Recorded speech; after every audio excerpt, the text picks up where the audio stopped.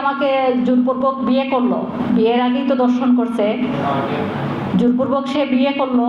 বিয়ের পর আবার এত বছর সংসার জীবন করার পর মানে হঠাৎ করে আমাকে জোর করে তাড়িয়ে দিল। এত এত নির্যাতন করে আমাকে তাড়িয়ে দিল। সে আমাকে কোনো রিজন দেখায় নাই। গত 3 বছর থেকে আমার সাথে কোনো যোগাযোগ নাই আমার স্বামীর সাথে।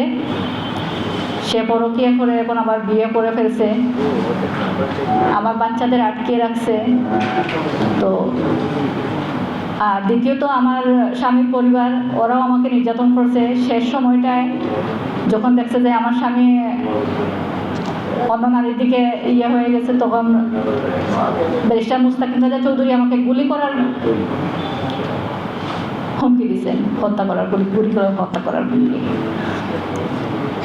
এবং 5 মিনিটের ভিতরে বাসা থেকে বেরিয়ে যেতে বলছেন।